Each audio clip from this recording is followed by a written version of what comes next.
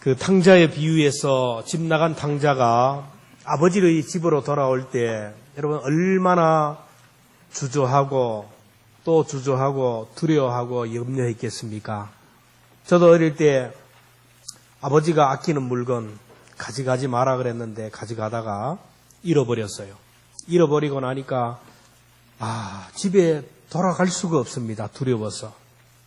해는 지고 친구들은 다 집으로 돌아갔는데 집에 겁이 나서 못 가는 거예요. 그래서 집 주위를 기웃거리다가 걱정하고 밖에서 할머니가 기다리다가 저를 발견해서 조용히 뒷문으로 사랑방에 가서 잔 일이 있습니다. 탕자가 집으로 돌아가려고 할 때 아버지가 나를 받아주실까? 아버지가 나를 용서해 주실까? 이 두려움과 걱정과 염려가 있어요. 그래서 아버지에게 편지를 씁니다. 아버지 저를 용서하고 받아주시면 대추나무에 하얀 손수건 하나 걸어주십시오.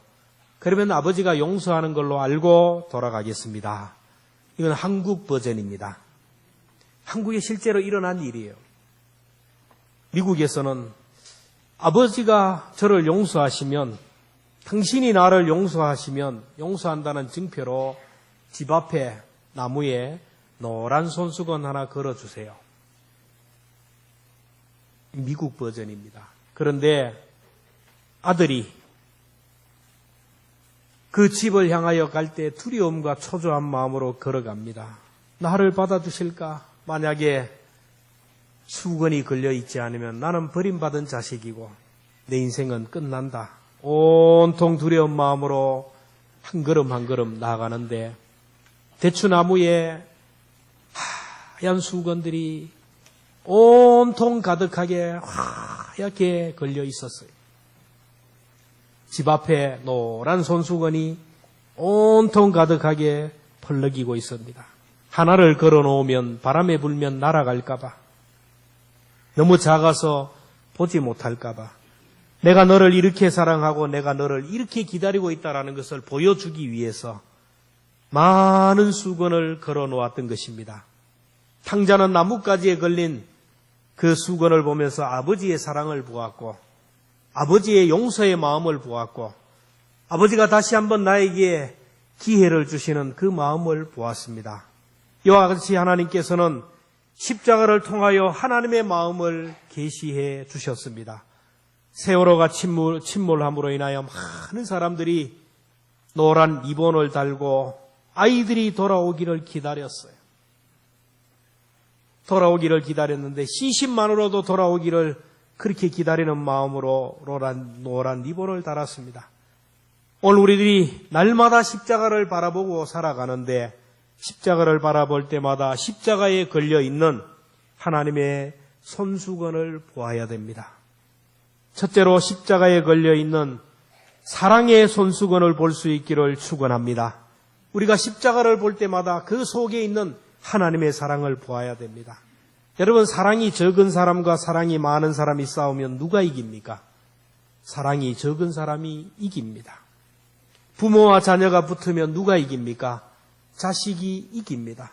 그래서 자식 이기는 부모가 없다는 말이 있습니다. 하나님과 인간이 붙으면 누가 이깁니까? 하나님이 집니다. 사랑이 많은 자가 진다라는 것입니다.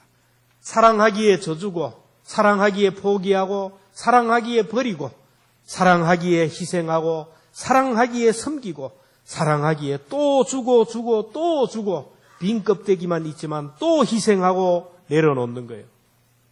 여러분, 사랑이라는 단어가 고상하고 아름다운 단어지만 그 사랑이 실천되는 그 현장에는 피눈물이 있고 고통이 있고 고난이 있다는 것을 알아야 됩니다.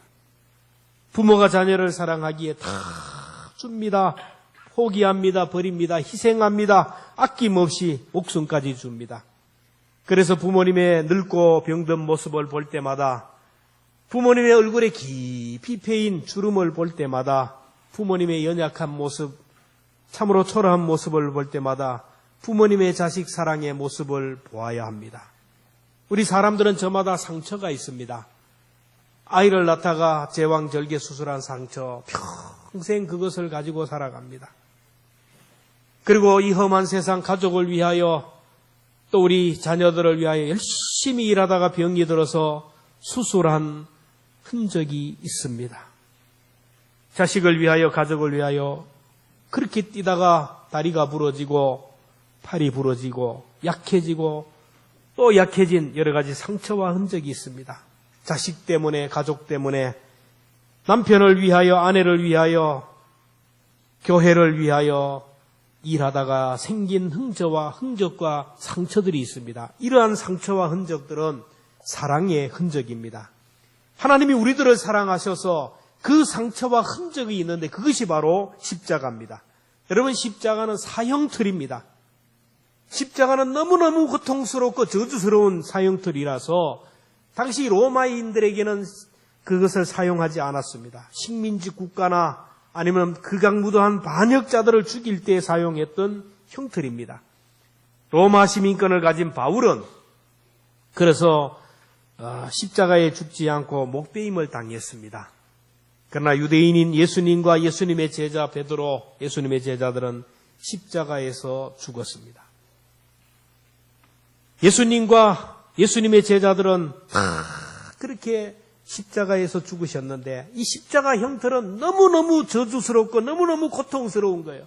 그래서 십자가의 형틀에 죽이는 것은 너는 죽어도 짧게 빨리 죽고 고통 없이 죽는 것은 허락하지 않는다라는 거예요.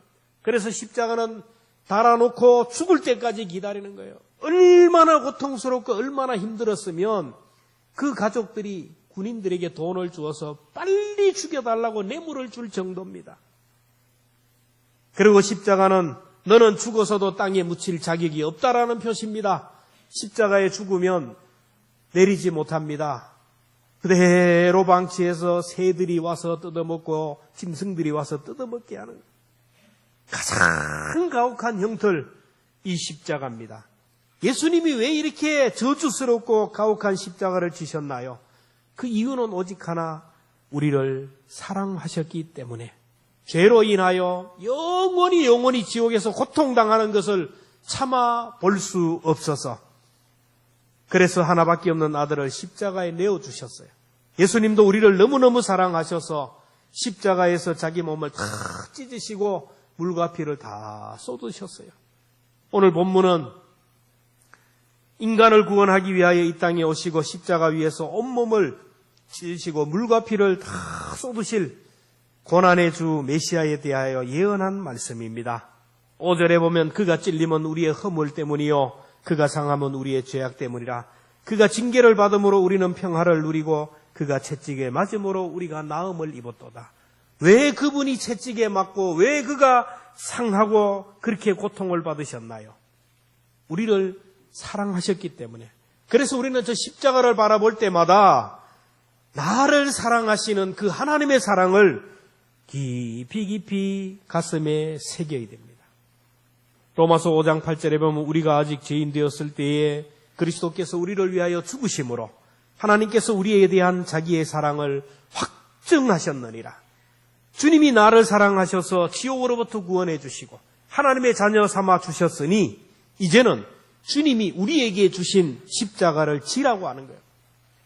주님의 십자가로 하나님의 자녀가 되고 천국 백성이 되고 주님의 십자가로 구원받은 하나님의 자녀들은 천국 가는 순례자들은 그냥 가는 것이 아니라 주님이 저와 여러분에게 맡겨주신 저마다의 십자가를 지고 따라오라고 하셨어요.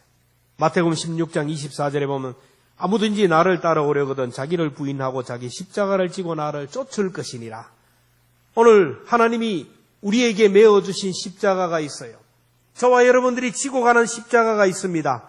여러분 그 십자가를 질 때 그 십자가가 무겁고 힘든 이유가 뭡니까? 문제는 사랑이 부족하기 때문에. 남편을 사랑하고 아내를 사랑하고 자녀를 사랑할 때는 그렇게 수고하고 그렇게 애쓰고 그렇게 십자가를 지고 갔지만 힘든 줄을 모릅니다. 그러나 어느 순간에 남편에 대한 사랑이, 아내에 대한 사랑이, 자녀에 대한 사랑이 식어지면서 똑같은 그 일이지만은 똑같은 밥을 하지만은 왜 그렇게 힘이 드는 일이고 똑같이 직장 생활을 하는데 왜 직장 생활이 그렇게 힘이 드는 것입니까? 여러분, 일이 힘든 것이 아니고 내 체력이 문제가 아니라 그 사랑하는 그 사랑의 마음이 부족했기 때문에 베드로가 성령으로 충만할 때는 주님을 사랑하는 마음으로 충만했을 때는 다 떠날지라도 모든 사람이 다 떠날지라도 나는 주님을 떠나지 않겠습니다라고 큰 소리 쳤어요. 그런데 그 속에 주님을 사랑하는 마음이 식어지니까 어떻게 되었습니까?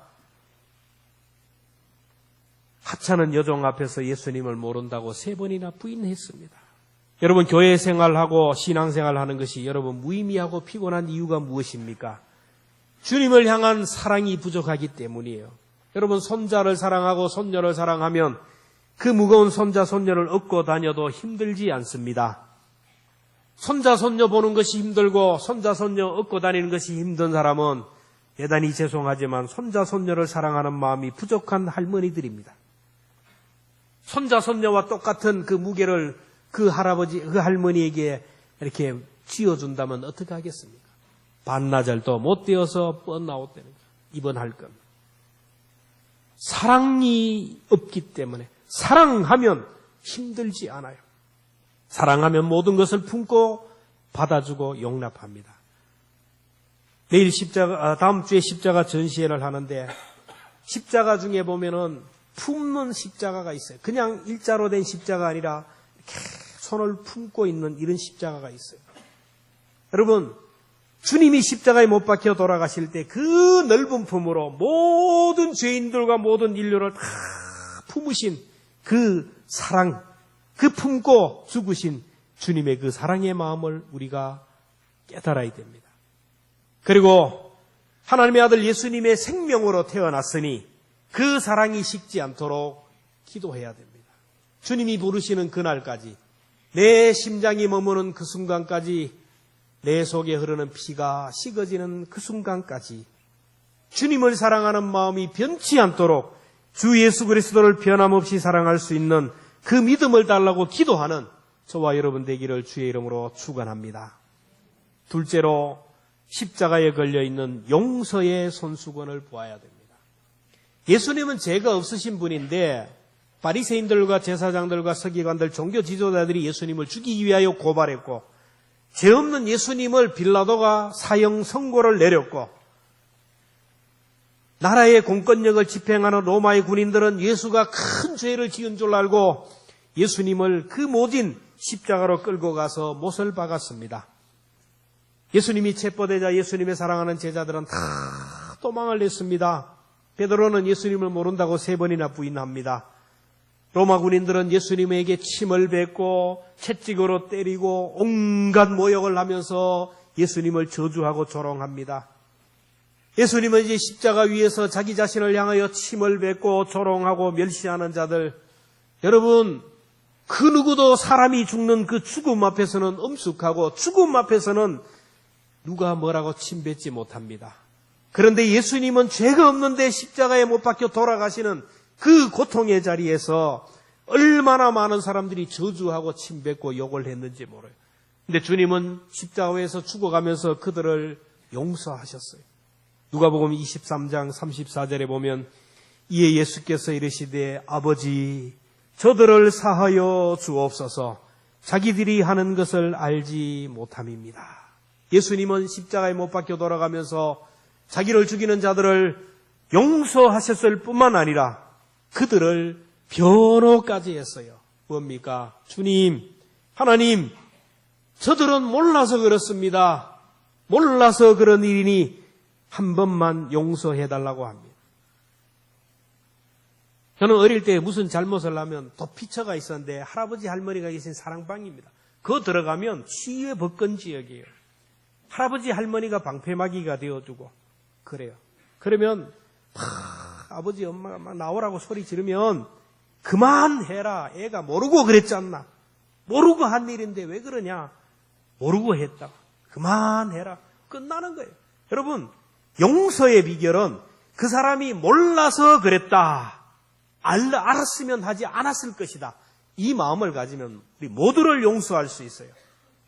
보통 용서하고 허물을 덮으려고 하는 사람은 몰라서 그러니 넘어가자고 합니다.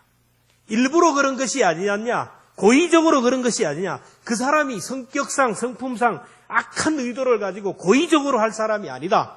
몰라서 그런 것이니, 실수해서 그런 것이니 넘어가자. 이게 바로 용서의 비결입니다. 하나님의 영을 받은 사람, 어머니의 영 보혜사를 받은 사람은, 하나님의 성품을 가진 사람은 용서의 사람입니다. 스데반이 돌에 맞아 죽을 때 자기를 죽이는 자들을 용서하며 저들의 죄를 용서해달라고 합니다. 지금 스데반이 뭔 죄를 지었어요? 하나님의 말씀을 전합니다. 너희가 십자가에 못 박은 예수를 하나님이 살리셨다. 너희들이 십자가에 못 박았다라는데 그게 듣기 싫다고 스데반을 향하여 돌로 스데반을 쳐 죽입니다. 그때 스데반이 뭐라고 합니까? 사도행전 7장 59절부터 같이 봅니다. 시작. 그들이 돌로 스데반을 치니 스데반이 부르짖어 이르되 주 예수여 내 영혼을 받으시옵소서 하고 무릎을 꿇고 크게 불러 이르되 주여 이 죄를 그들에게 돌리지 마옵소서 이 말을 하고 자니라. 여러분, 우리나라 보면 보통 원수를 가지고 있으면 죽을 때 뭐라 합니까? 내 원수를 갚아다오. 내가 눈을 감지 못하겠다. 눈 뜨고 죽어요. 그러면 그걸 보고 이 아버지의 원수를 갚기 위해서 칼을 갑니다. 그러면 원수를 갚아요. 그러면 그 사람이 또 죽으면서 그럽니다. 내 원수를 갚아다오. 우리나라 역사는 비극의 역사예요. 보면 역사극에서 보면 죽이고 원수 갚는 역사예요. 정권이 한번 바뀌면 막 다 감옥에 들어가고 다 죽이잖아요. 또 정권 바뀌어보세요. 또 그래요. 이게 뭐냐 하면 이 세상 영이 그래요. 하나님의 영을 받은 사람은 용서합니다. 몰라서 그렇다고. 바울도 자기를 죽이려고 하고 자기를 그렇게도 괴롭혔던 사람을 용서합니다. 자기를 괴롭혔던 사람이 구원받아서 하나님의 자녀가 되기를 위해 기도합니다. 로마서 9장 3절에 보면 나의 형제 곧 고륙의 친척을 위하여 내 자신이 저주를 받아 그리스도에게서 끊어질지라도 원하는 바라. 나는 죽어서 지옥 가도 좋으니 생명책에 이름이 기록되지 않아도 좋으니 나를 고통스럽게 하고 나를 힘들게 하고 나의 앞길을 막는 저 사람들이 다 예수 믿고 구원받았으면 좋겠습니다. 여러분, 주님을 만난 사람과 아직까지 주님을 만나지 못한 사람의 차이는 오늘 여기에서 용서하느냐 용서하지 못하느냐를 보면 알아요. 십자가의 용서를 받았다면 아버지여 나를 힘들게 하고 내 발목을 잡고 내 앞길을 막고 나를 고통스럽게 하는 저 사람을 용서하여 주옵소서. 저들의 죄대로 갚지 마옵소서. 몰라서 그렇습니다. 알았으면 안 그럴 텐데 몰라서 그렇습니다. 이렇게 용서하는 거예요. 우리가 져야 할 십자가가 무엇입니까? 용서의 십자가입니다. 주님은 왜 우리에게 용서하라고 하셨을까요? 용서하지 않고 내 마음에 매인 것이 있고 누군가에 대한 나쁜 감정이 내 속에 감정이 있으면 내 마음이 지옥이에요. 여러분 잘 알잖아요. 내 속에 누군가를 미워하는 마음, 누군가에 얽힌 마음이 있으면 내 마음에 천국이 이루어질 수가 없어요. 사탄이 틈을 탑니다. 내 마음에 분노가 가득하고 상한 마음이 가득하고 있을 때는 여러분 아름다운 자연을 보아도 그것이 다 내 눈에 들어오지가 않아요. 사람들이 보이지 않습니다. 내 속에 용서하지 못하고 풀지 않으면 모든 것이 풀려요. 하나님과의 관계도 매이게 되고 기도도 응답이 안 되고 은혜의 통로가 막혀요. 그래서 주님이 말씀하셨습니다. 마태복음 6장 14절 같이 봅니다. 시작. 너희가 사람의 잘못을 용서하면 너희 하늘 아버지께서도 너희 잘못을 용서하려니와 너희가 사람의 잘못을 용서하지 아니하면 너희 아버지께서도 너희 잘못을 용서하지 아니하리라. 우리가 살다 보면 완벽한 사람이 없습니다. 다 실수합니다. 누구나 다 실수를 할 수 있고 죄를 지을 수 있어요. 그래서 용서를 받아야 되는데 하나님 앞에 용서를 받아야 돼요. 하나님 앞에 용서받기 위해서는 오늘 여기서 내가 다른 사람을 용서해야 된다라는 거예요. 마태복음 18장 18절에 보면 무엇이든지 너희가 땅에서 매면 하늘에서도 매일 것이고 무엇이든지 땅에서 풀면 하늘에서도 풀리라. 오늘 여기서 용서하지 못하고 풀지 못하면 하나님도 나를 용서하지 않으시고 하늘문을 닫아버린다라는 거예요. 여러분 마음을 열고 용서하고 풀면 복이 임하는데 왜 마음을 닫아놓고 용서하지 못해서 여러분 오는 복을 가로막습니까? 용서만 하면, 관계만 해결되면 하나님이 복을 부어주신다고 하는데 왜 그 막힌 관계를 회복하지 않아요? 다 털어버리면 하나님의 복이 임한다라는 거예요. 아무리 노력하고 아무리 애쓰고 수고하고 일하면 뭐합니까? 하늘문이 닫히면 안 되는 거예요. 관계를 풀어버려야 돼요. 이 사순절 기간 부부간의 관계 속에서 냉전을 하고 한 달, 두 달 냉전하는 그 관계가 오늘을 통하여 다 풀어지기를 주의 이름으로 축원합니다. 부자간의 관계, 성도들과의 관계, 그 누구와의 관계 속에서도 여러분 메인 것을 다 풀 때 부활의 아침, 부활의 능력과 영광이 저와 여러분에게 드러날 줄로 믿습니다. 하늘 문을 열기 위해서, 축복의 문을 열기 위해서 오늘 여기서 용서해야 됩니다. 마지막으로 우리 십자가를 보면서 십자가에 걸린 사명의 손수건을 보아야 돼요. 예수님은 일반 역사가들이 얘기하는 것처럼 정치범으로 죽은 것이 아니에요. 종교 지도자들의 미움을 받아서 억울한 죽음을 당한 것도 아닙니다. 예수님의 죽음은 저와 여러분들의 영혼을 구원하기 위하여 죽었어요. 예루살렘으로 올라가면 죽음이 기다리고 있고 당신을 체포하기 위하여 모든 준비가 되고 그리고 고소 고발장이 접수가 되고 군인들이 다 체포할 준비가 되고 당신을 죽이기 위하여 십자가 형틀까지 준비되었다. 그러므로 예루살렘에 올라가지 말라고 했어요. 근데 예수님은 뭐라고 하면 내가 예루살렘으로 올라가면 제사장들에 의해서 체포되고 죽음이 나를 기다린다고 하지만은 나는 예루살렘을 향하여 올라가겠다. 왜 그랬습니까? 온 인류를 구원하기 위해서 십자가를 통하여 모든 인류를 죄에서 구원하기 위한 하나님이 주신 사명을 감당하기 위해서요. 예수라는 이름의 뜻은 구원자라는 뜻인데 예수님은 온 인류를 죄에서 구원하기 위하여 이 땅에 오셨습니다. 요한복음 6장 38절에 보면 내가 하늘에서 내려온 것은 내 뜻을 행하려 함이요 나를 보내신 이의 뜻을 행하려 함이라. 예수님의 십자가는 사명의 십자가입니다. 예수님이 십자가 위에서 말씀하신 가상 7원을 우리가 잘 아는데 예수님이 십자가 위에서 말씀하신 것 중에 하나 사랑하는 제자 요한에게 사랑하는 어머니 마리아를 부탁했어요. 요한복음 19장 27절에 보면 또 그 제자에게 이르시되 보라 내 어머니라 하신대 그때부터 그 제자가 자기 집에 모시니라. 예수님께서 십자가에 못 박혀 돌아가면서 지금 혼자 남아있는 어머니 마리아를 사랑하는 제자 요한에게 부탁했어요. 사랑하는 제자 요한에게, 사랑하는 사람에게, 주님을 사랑하는 자에게 하나님이 우리에게 사명을 주시는 줄로 믿습니다. 그 사명은 우리를 고통스럽게 하는 것이 아니라 그 사명 때문에 더 큰 복을 받고 그 사명으로 더 능력받고 그 사명으로 은혜를 주시기 위하여 사명을 주셔요. 주님을 더 사랑함으로 인하여 그 누구보다도 더 주님을 사랑함으로 인하여 주님으로부터 사명을 받으시기를 주의 이름으로 축원합니다. 요한은 마리아, 어머니 마리아를 모시느라고 순교하지 못합니다. 다른 제자들은 다 순교했지만 요한은 그 어머니를 모시느라고 순교하지 못하고 삶으로 순교했어요. 그리고 마리아가 죽고 나서 그는 밤모섬에서 기도하면서 장차 일어날 일들, 천국에서 일어날 일들을 계시를 받아 요한계시록을 기록했습니다. 다른 제자들은 예수님이 체포되는 순간 두려워서 다 도망갔어요. 사랑하는 제자 요한만이 십자가 밑에 갔다가 주님으로부터 사명을 받았어요.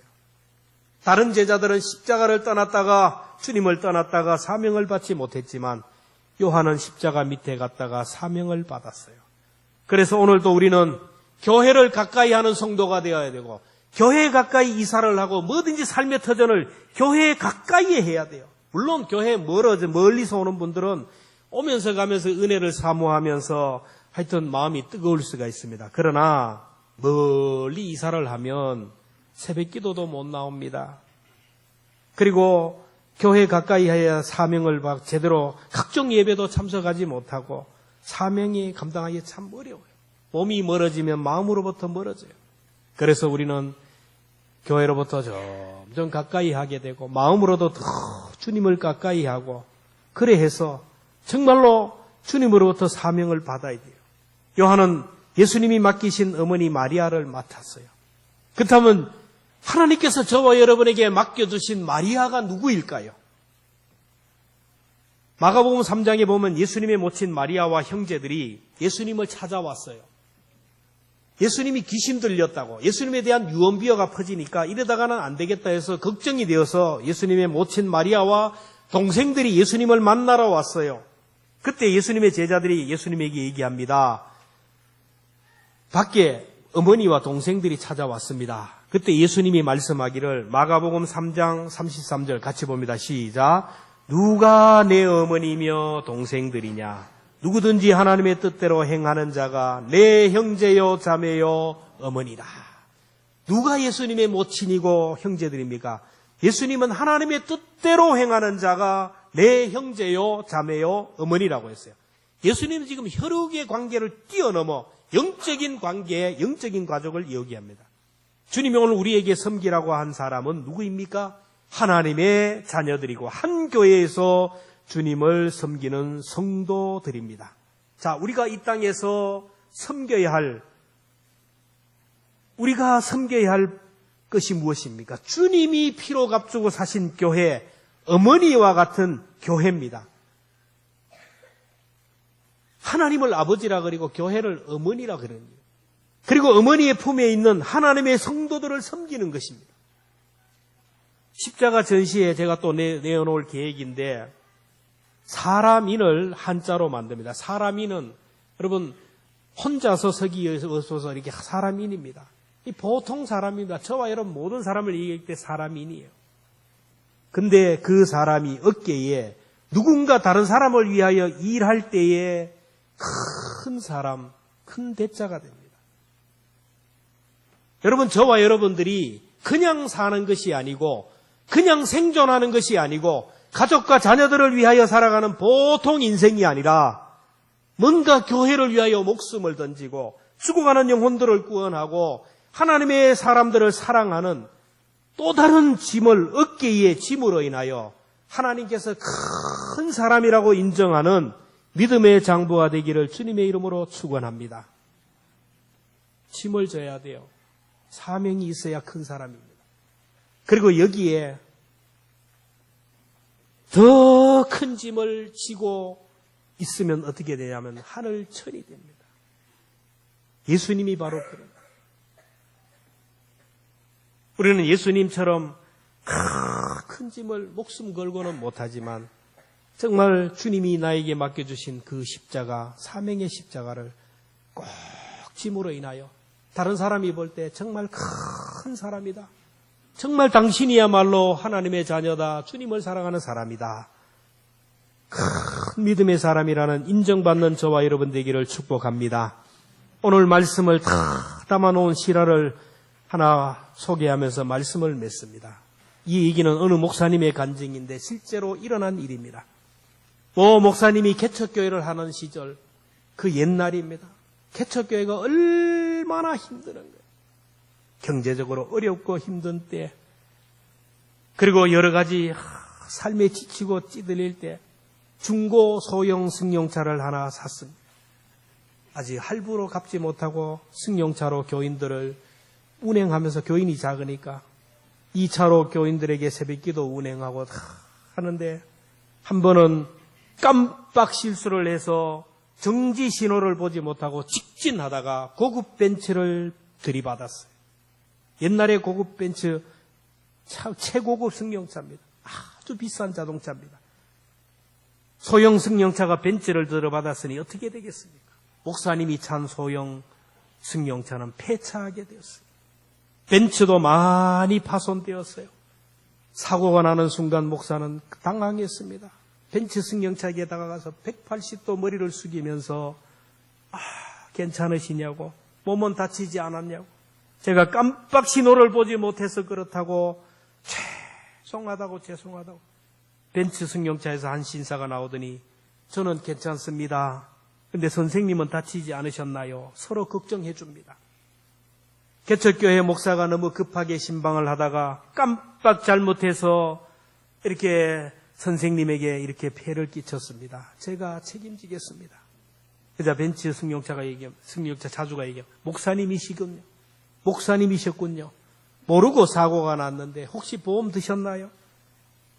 예, 들었습니다. 그러면 제 차문 부서진 것만 보험으로 처리하고 나머지는 제가 알아서 하겠습니다. 목사님은 너무 고마워서 명함을 주면서 자동차를 고치면 꼭 연락을 주십시오. 그리고 집으로 돌아오는데 한숨만 푹푹 나옵니다. 중고차 빚도 못 갚았는데 사고가 났으니 이 어떻게 하나? 앞으로 내일부터 당장 교인들 운행은 어떻게 하나? 저 벤츠 수리비가 수천만 원 나올 텐데 개척교회 재정도 안 되는데 당장 내가 어떻게 살아야 되나? 주여 주여 하며 집으로 돌아와요. 근데 아무리 시간이 지나도 보험회사에도 연락이 없고 벤츠 차주에게서도 연락이 안 와요. 며칠 후에 교회 앞으로 새 봉고차 한 대가 배달이 되었어요. 무슨 일인가 알아보니 지난번에 사고를 냈던 고급 벤츠 차주가 보낸 것입니다. 봉고차에 편지 한 통이 있었는데 저는 모 교회에 다니는 안수 집사인데 큰 회사를 경영하고 있습니다. 제가 사고 난 벤츠를 보험 처리하려고 하는데 마음이 괴로워서 도저히 못하겠습니다. 가난한 개척교회 목사님에게 보험 청구를 하면 수천만 원이 넘어가는 돈을 어떻게 감당하겠습니까? 목사님이 모르고 차를 냈는데 주의 일 하다가 목사님 차도 폐차가 되었는데 제 마음이 너무너무 아파서 기도하는 가운데 주의 이름으로 자동차 한 대를 드리기로 작정했습니다. 그리고 제 차는 제가 알아서 고치기로 했습니다. 절대로 부담 가지지 마시고 저에게 연락할 생각도 하지 마시고 이것이 위로가 되어서 목회에 꼭 승리하시기를 바랍니다. 가난한 개척교회 목사는 봉고차를 볼 때마다 그 집사님, 그 안수 집사님의 사랑이 생각나서 눈물이 흐르고 하나님의 은혜에 감사하여 눈물을 흘렸습니다. 봉고차를 운행할 때마다 자기의 잘못과 실수를 용서해 준 집사님의 용서의 마음을 보았어요. 봉고차를 탈 때마다 이 차로 목회를 잘하라고 부탁한 그 집사님의 마음을 새기고 목회에 전념하고 사명을 잘 감당했다. 그래서 목회의 대성을 하고 교회마다 다니면서 이 아름다운 간증을 얘기했습니다. 오늘 우리들도 십자가를 바라볼 때마다 나를 사랑하시는 하나님의 사랑을 볼 수 있기를 축복합니다. 십자가를 묵상할 때마다 나 같은 죄인 용서하신 주님의 은혜를 생각해야 됩니다. 그리고 십자가를 바라볼 때마다 나를 구원하신 하나님이 하나님의 자녀 삼아주시고 천국 백성 삼아주시고 오늘 나에게 주신 사명이 무엇인지 가슴에 새기고 그 사명을 감당해야 돼요. 오늘도 하나님의 사랑을 잊고 영원히 사는 존재가 되었으니 그 사랑으로 또 다른 사람의 허물을 덮어주고 용서하고 그 사랑으로 남은 생에 주님이 주시는 사명을 잘 감당해서 주님 앞에 섰을 때 착하고 충성된 종이라 그냥 사람인이 아니라 큰 사람이라 큰 복을 함께 받아 누리는 저와 여러분 되기를 주님의 이름으로 축원합니다.